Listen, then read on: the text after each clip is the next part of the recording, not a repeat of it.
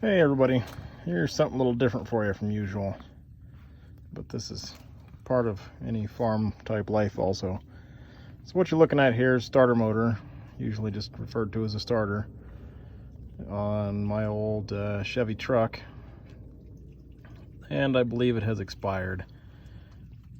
It wasn't actually new on this truck anyway. I cabbaged it off one of my other trucks and it got put onto this one, so it was a used starter when I put it on because it was kind of an emergency deal. And anyhow, so I've got a new starter, and I'm gonna see if I can figure out how to kind of show a little video here of how you replace one, because it's actually not complex. It's just annoying a lot of times. So there's a bolt here and a bolt there. This one's actually relatively easy to get to, these two. There's another one that's supposed to be on the back, but this starter did not have a place to put it because this was off of an older vehicle. So it mounted up the same, which Chevy is actually pretty good at, but it didn't have that support bolt in the back. And actually I'm not quite sure where that bolt is, but I can get another one. So I'm gonna take these two bolts out. The thing will fall down. I've got a new starter, which I got from Napa, if I remember right, and they were the cheapest, so that was my one major thing. The one thing that's a good idea to do, I didn't have to because this starter was already had another one out, but it's a good idea to take the starter out before you go to town, because these are worth, I think the core charge on this was something like $110. So if you don't take another one in, you got to pay that core charge, and then you bring another starter back and they refund it, because this is called the core. The old one is no good, is the core, because all they do is rebuild them and then you buy it again. So I think I paid like 150 bucks ish because I had a core. Otherwise it would have been 260 bucks until I brought, this one back. So that's just something, if you got a starter that's bad, take it out first, take it to town, take a lot of pictures if you've not done this a lot before, so you know where everything goes, especially the wires. That's where people usually jack it up, I think. Anyhow, all right, I'm going to yank this out and I'll see if I can get a little step-by-step on the way. One thing to remember before you start doing any kind of electrical, any kind of mechanical work at all, really, you should probably take it off, but anything especially that has to do with your electrical system, always make sure you disconnect the battery first. And if you have, this is a diesel, so I've got a battery here and there's another one over there. So you got to make sure when you take it loose, you're taking off you're actually completely eliminating the circuit. All vehicles have at least everyone I can think of with dual batteries, have what is referred to as a master and a slave battery. All right, so depending on how your vehicle is wired up, you've got to make sure that see, in this one, well, bummer, that just broke. I don't even know what it was, but it broke. This one, you can see there's so this is my positive battery, so you can take any of it off on a usually everybody says take off the negative cable. Well, that actually requires taking more stuff loose on a dual battery configuration, because both batteries run straight to ground. So this wire here, let's see, which one is it? It runs over there and it grounds out on the engine block right there. So that's where this battery is terminating for the ground. The hot wire runs up here across the radiator right here, and there's the other end of it. So you don't want this to touch anything because that's still hot. This right here is the battery, or is the wire that's going from the battery down to the starter. Here is the other ground, which is running, where does it run? Over to, it grounds out, you can't really see where it terminates, but this wire right there is the one that does it. So it grounds out on the engine block as well. which is why you only need the 2 wires. So actually the one big wire is the only thing that you have to run down to the starter on, say, a Ford, because the negative is getting picked up from the grounding where it gets hooked up to the engine. So you only have to run the hot to it. So anyway, always make sure you do that, because otherwise, you know, sparks and all kinds of bad things can happen. And if you want to take it all loose, that's great. You know, take the whole deal loose. The other benefit on something like this is I get a whole lot more room whenever I take this off, because it lets the whole starter, it's going to let me pull it down a lot further there. And you can see here, this was the master battery. It's getting charged. Here's the wire from the alternator. So you can tell the other one is hooked to this. This battery was hooked, well, the alternator was hooked to this battery, and then this battery was hooked down there to that, to the starter motor. And then somewhere along the line, right here, no, never mind. Well, I don't remember exactly how power gets to the main power box now that I think about it. Oh, well, it runs over to here, and strikes me that is probably actually why I have a weird, that's not how that should be done. No wonder. I never noticed this before. That big wire that's moving right there, that red one, actually should be coming over. It should be hooked on to the to here, which would, I'm glad I noticed that. That's going to eliminate an issue that I've been having that I actually hadn't traced down yet. All right, it's a little bit difficult to do this with one hand while you're holding the phone. Anyhow, so this is how, let's see. I have a feeling that's probably not actually aimed at it. All right, so I got it loosened. And now I'm going to show you a little trick that I use. Well, not just me, a lot of people. So I have my DeWalt, and I didn't used to buy DeWalt, but the price was so good on these that I got the DeWalt the last time that one of my other ones went bad. And I've got and somebody out there is going to yell, you shouldn't use impact on chrome. Yeah, that's true, but this is not the same type of impact. It probably still might slightly cause, I don't know if it'll flake it or not. Anyhow, so I got a 3/8 inch adapter right there, which goes into my extension, and then this makes it, now you don't want to go too far or too fast, because once they're out, which there it's out, prefer not to let stuff drop. Where that washer went, I'll find it when I stand up. So when it just makes it a lot easier to get things out, and then you got another hand to hold on to, because the ratchet a lot of times takes 2 hands to run. Not always, but you know, this is just easier. So if you get the impact around, use that. Works great. While you're taking it down, you want to hold the starter motor itself up, and so you don't damage those wires. And then it's just gonna slide out like that. You gotta have a little bit of space back there,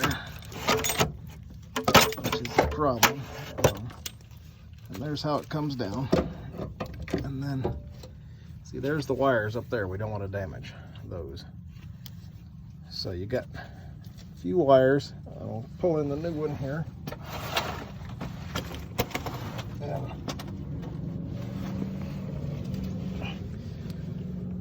Okay, so there's those. You see you've got a big lug and a little lug. So your big lug is coming straight from your battery. That's the power wire to run the starter. The little wire is actually coming from your starter switch, because this is what's called the solenoid or solenoid. And what it does is when you turn the key, it actually, there's a, I forget the name of it, it's like a relay. It's like a magnetic switch in there. So when you hit the starter switch, it runs power, energizes that smaller wire, which then causes this to energize the bigger wire, which then runs power into the starter. And you can see that on this one a little better maybe. So here's where you're energizing, oh, sorry, wrong side. Right here is where you're energizing power from your starter switch, or your ignition switch will go. So when you turn it past the lock to the spring loaded, comes to here. That energizes the coil in here, which pulls a big plate up against the back side of these two. You got power coming from the battery here. That when that plate hits, it's a copper plate inside usually, if I remember right. It bridges the divide between these two, and then it runs power from here into the starter motor itself. So basically this is a switch, which allows you to have a much smaller switch in the cab and saves on a lot of wire, because otherwise you have to run a huge wire up the steering column or onto the dash, whatever. So this is a much, if you remember those old cars where you had to step on something on a floorboard, that was because they didn't have one of these. Somebody correct me if I'm wrong, but that's what I think. Anyhow, all right, so I'm going to take the wire off. Fords are different. The solenoid on the Ford is up on the, well, it used to be anyway, I'm not sure now, up on the firewall, usually on the passenger side, right next to the engine. The difference with the Ford being, well, that's a flattering angle, isn't it?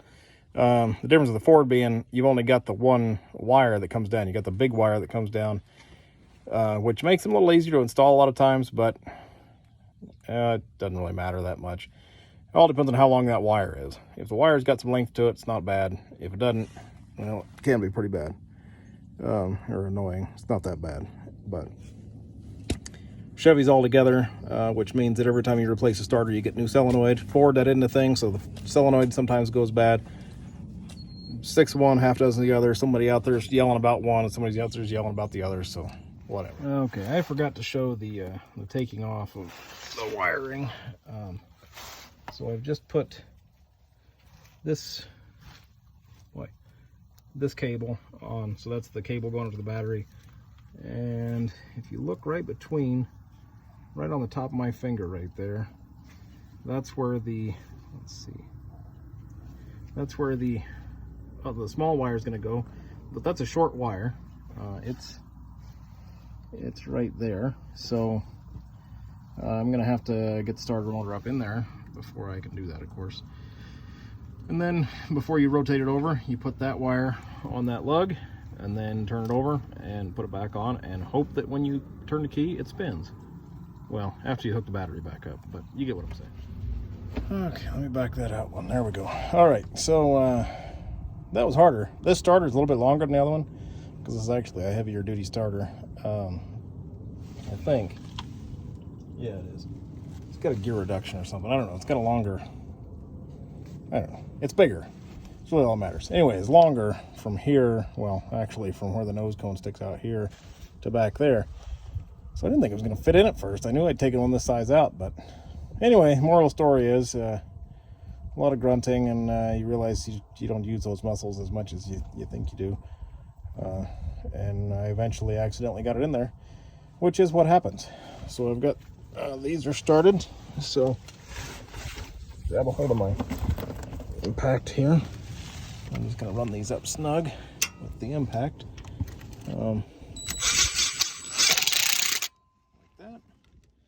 And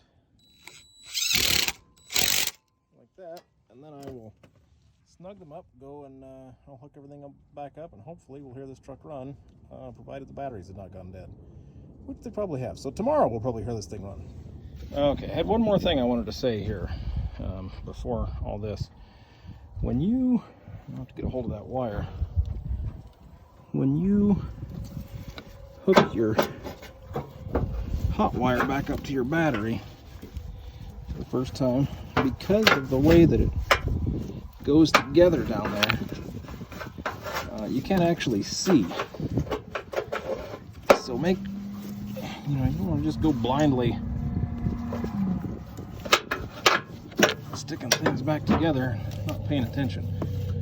Because it could be that something was janky and crooked. So you want to kind of, make sure that there's not any big spark show or anything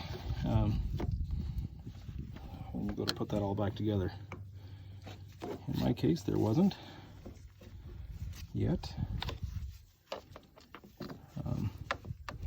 This is not my recommended method for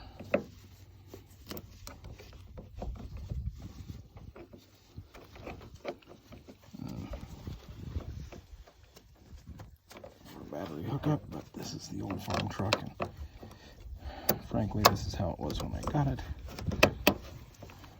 and I've just never changed it. Hence the issue I pointed out with that red wire, which needs to be up here somewhere.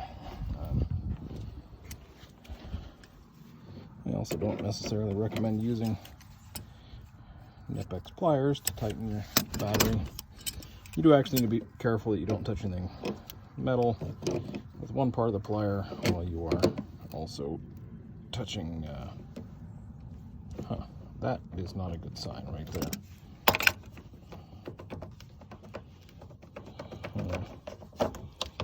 Maybe I have those backwards. Could be. Could also be that the battery is also shot.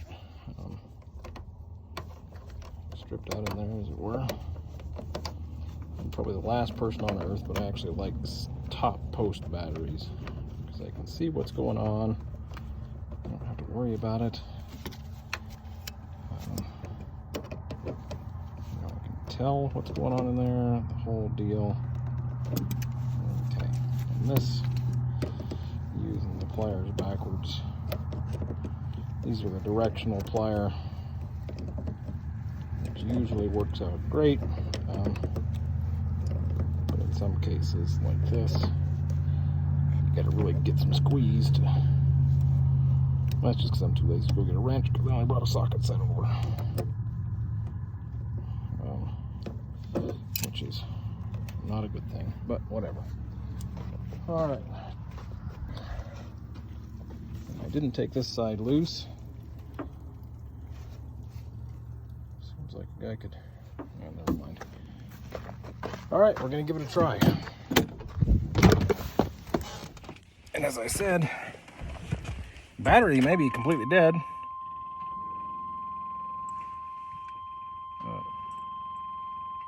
Yeah, not a good sign. I may have to go put this on a starter. There's some grease on my face. That rarely ever always happens. Yeah, okay. Strikes me the battery's probably dead, so we'll go charge that all up and hit it again tomorrow. Okay, I got the starter charger on it. We'll see if that'll do it.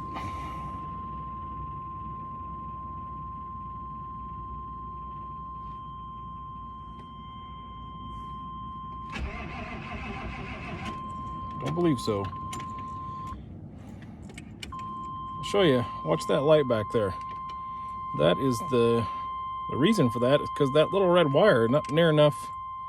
It's not actually the red wire. It's that wire going to the alternator, which maybe I should just fix.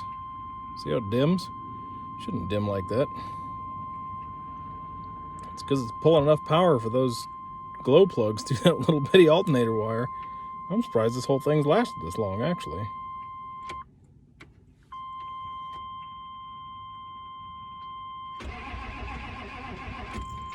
The starter's a whole lot better, though. All right, we'll put it on the starter, or on the charger. It's now tomorrow morning. I'm giving this truck another try, and it hasn't been started in months. I'm not actually quite sure how many months. Right now it doesn't actually have any wheels on it. But step one was to make it start again. I just borrowed the wheels for another one. I actually just borrowed the tires.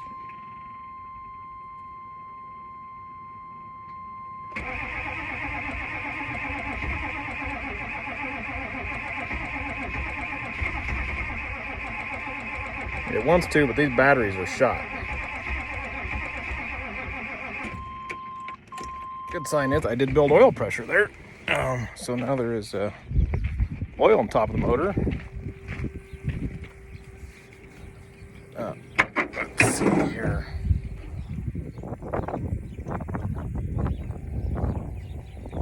Yeah, I'm gonna have to get some new batteries for this machine, which is standard. I need new batteries on everything, it seems like, all the time.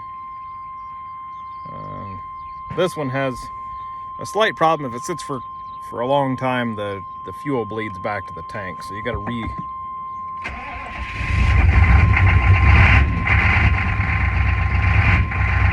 probably die.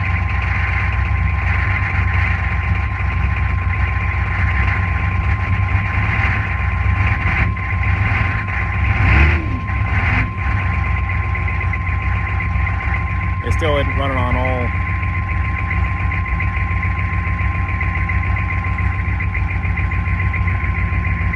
Cylinders all the time.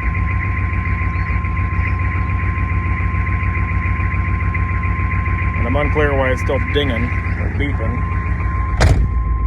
Oh, it's because the door was open.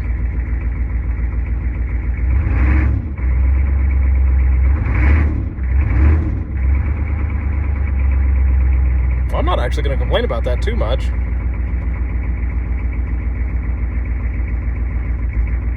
It took quite a bit of turning, but you know, actually started pretty decent. I think I do need new batteries. That was with the 200 amp. Of course, I only charged it for a while on the 10 amp setting. Anyhow, so sadly I can't go anywhere because I don't have any wheels on this thing. In fact, I don't have. Well, I guess I do. I could borrow. I thought my hog was out for a minute. I guess I could borrow some wheels and tires off of my off of my other Chevy. I'll show you what RPMs we're turning. Yeah, we're wavering between 0 and 700 or 800. This dash panel's always been a joke. The fuel, if I was to get out and shake it, the fuel would rock back and forth, but actually, what it is, it's a lack of, if I remember right, I think it's like they put mineral oil or something in there to stabilize them, and it leaks out over time. And this is a 96, so the truck's 24 years old. I think that's right. I will say this right here, boy, it's hard to beat these. The Insight brake control module. It's real handy. You know, it's right here.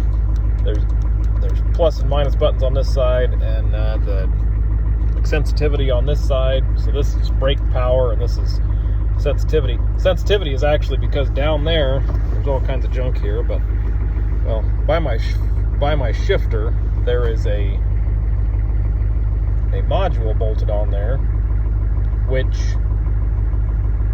it senses, I don't know, G-force or something, and that, so whenever you hit the brakes, the system senses how hard you're hitting your brakes and sends a proportional amount of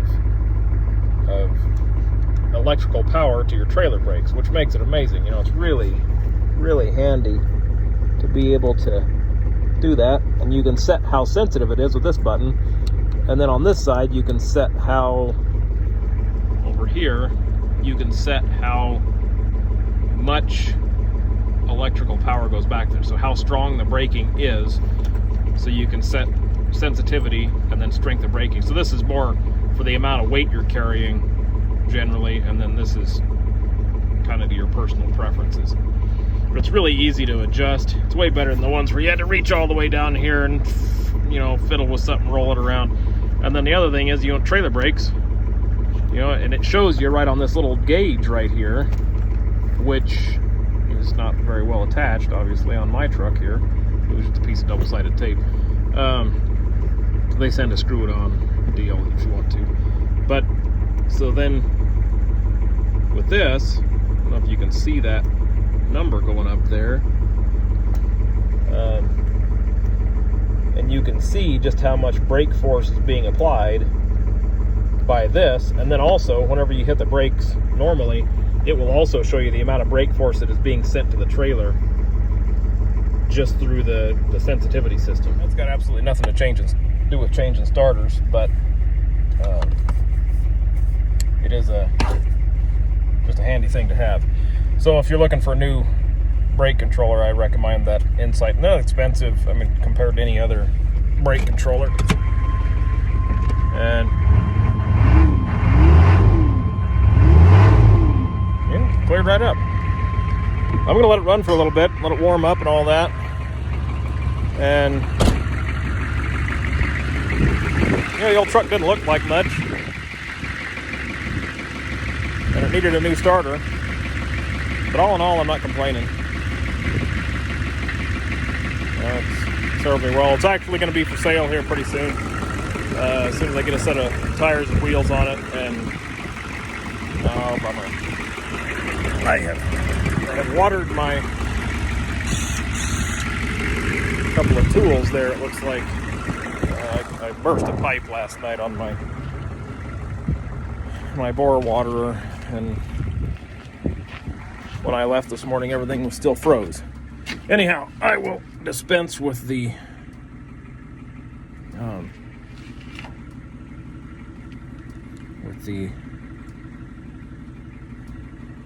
talk about pigs, because we're here to talk about starters and stuff. I never actually looked at that roof. It looks terrible, doesn't it? All right, so thanks for watching, and I know it wasn't too informative because I don't have 3 hands, which I need to show proper how to change a starter on this sort of a deal. But thank you. Bye-bye.